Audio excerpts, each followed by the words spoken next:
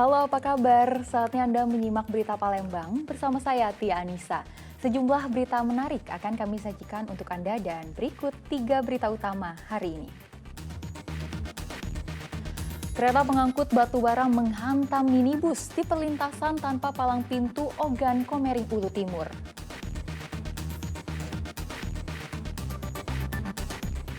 Pemecahan kaca truk oleh pengendara motor yang berujung pengeroyokan di Palembang beruntut panjang.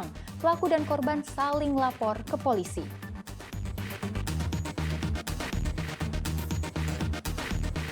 Memasuki hari keempat, semburan lumpur di area pesantren wilayah Indralaya Kabupaten Ogan Ilir belum sepenuhnya berhenti.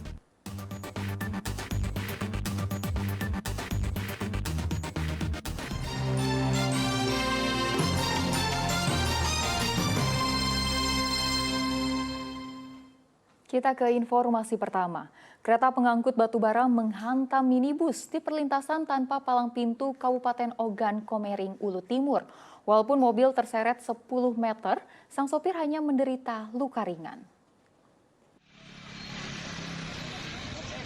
Kecelakaan melibatkan minibus dengan kereta pengangkut batu bara rangkaian panjang di perlintasan tanpa palang pintu wilayah Martapura, Kabupaten Ogan Komering Ulu Timur. Mobil rusak parah usai dihantam kereta hingga terseret 10 meter.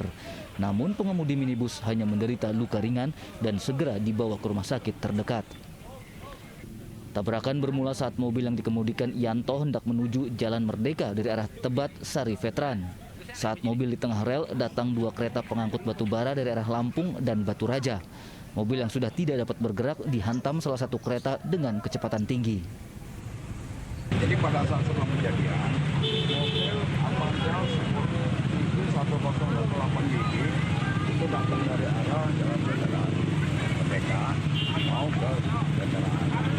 Dan pada saat itu, pas kendaraan ini mau masuk di rel ini, kereta api akan berpapasan dari Lampung sama Batu. Karena jarak sudah dekat, pengemudi tidak lagi bisa menunjukkan atau menghindari. Bang, itu kereta penumpang atau bapak ranjang? Bapak ranjang. Dua-duanya yang melintasan itu? Dua-duanya. Oke. Nah, untuk kondisi pengemudi sendiri gimana itu? Ada berapa orang? Pengemudi alhamdulillah mengalami luka ringan, sekarang lagi dirawat di veteran. Ada perimpun di sini, alhamdulillah ada. Untuk mobil ini berapa orang tadi di dalamnya? Untuk sementara yang kami dengar 1 orang supir atau Atas nama siapa, Pak? Yanto ya. Yanto. Dan selanjutnya gimana, Dan? Selanjutnya Selanjutnya setelah kami mendapat laporan, kami mendatangi TKP, kendaraan potongan masyarakat kita amankan. Kemudian Bapak Ranjang sudah di stasiun, sedangkan kita kasih informasi jangan sampai terjadi hal yang tidak diinginkan. amankan abang ya, sudah Siap, kita sudah. Jadi mobil ini mau melintas. Mau melintas di lintasan. Batu dari tengah-tengah ada, deh. Ya itu ada titik. Dan saat kejadian memang nggak ada pelang sih, Bang. Memang dari dulu nggak ada pelang. Nggak ada pelang. Tidak ada pelang. Jadi ada 2 kereta yang berlintasan.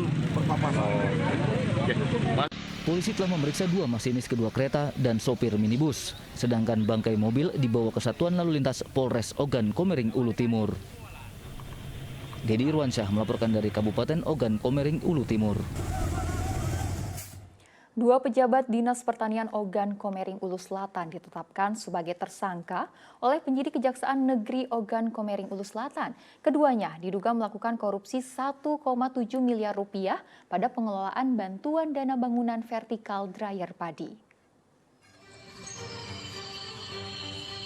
Usai pemeriksaan selama hampir 2 jam, penyidik Kejaksaan Negeri Ogan Komering Ulu atau Oku Selatan akhirnya menetapkan mantan Kepala Dinas Pertanian Oku Selatan Asep Sudarno dan Kepala Bidang Tanaman Pangan Dinas Pertanian Oku Selatan Firmansyah sebagai tersangka.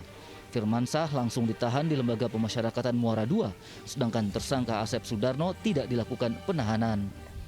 Kedua tersangka diduga melakukan korupsi pengelolaan bantuan dana bangunan vertikal dryer padi berkapasitas 6 ton dan 10 ton untuk 6 kelompok tani di Oku Selatan. Kedua tersangka berperan sebagai pejabat pembuat komitmen serta pejabat pelaksana teknis di Dinas Pertanian Oku Selatan. Akibat perbuatan kedua tersangka, negara rugi 1,7 miliar rupiah. A ini merupakan mantan Kepala Dinas Pertanian Kabupaten Selatan dulu, yang sekarang menjabat sebagai Kadis Tanaman Pangan. Ya. Itu per hari ini kami keluarkan berdasar surat perintah penyidikan atas nama A dan langsung penetapan tersangka juga atas nama A. Hari ini ditetapkan tersangka, tapi belum ditahan. Dalam kasus perkara pengelolaan bantuan dana bangunan vertikal dryer padi kapasitas 6 ton dan 10 ton pada 6 kelompok tani di Kabupaten Ogan Komering Ulu Selatan yang berfokus kepada bangunan rumah untuk mesin vertikal dryer penggiling padi ini. Jadi objek kita penyidikan itu di bangunannya, fokus bangunannya. Itu nama kegiatan yang sedang disidik. Kemudian pasal yang kami terapkan, di mana tersangka F dalam perkara ini, dalam perkara pembangunan rumah untuk mesin vertical dryer penggiling padi 6 ton dan 10 ton tadi adalah sebagai PPTK. Kedua tersangka melanggar Undang-Undang Nomor 31 Tahun 2001 tentang pemberantasan korupsi dengan ancaman di atas 5 tahun penjara. Penyidik Kejaksaan Negeri Oku Selatan akan terus menyelidiki kasus ini, termasuk kemungkinan ada tersangka baru. Dedi Irwansyah melaporkan dari Kabupaten Oku Selatan. Kasus pemecahan kaca truk oleh pengendara motor hingga berujung pengeroyokan di Jalan Soekarno-Hatta, Kota Palembang berbuntut panjang. Pelaku dan korban saling lapor ke polisi.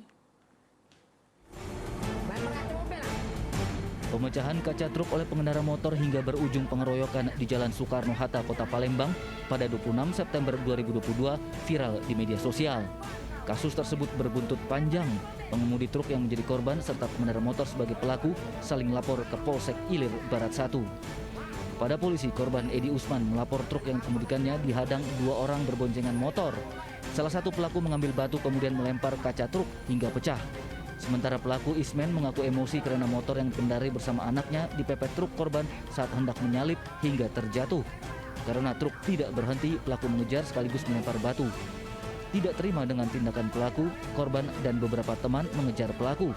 Naas, Ismen tidak bisa menghindar dari kejaran sehingga menjadi korban penganiayaan. Setelah terjadi pembegalan, ternyata setelah kami tiba di lapangan, tepatnya di Jalan Soekarno-Hatta di daerah Lubuk Bakung, ada seorang yang berinisial IS beserta anaknya yang mana berada di dalam dam yang merupakan korban 170. Jadi kejadian pembegalan itu tidak benar. Sekilas kita ambil keterangan terhadap korban pada pukul 16.30 kemarin tanggal 26 September 2022.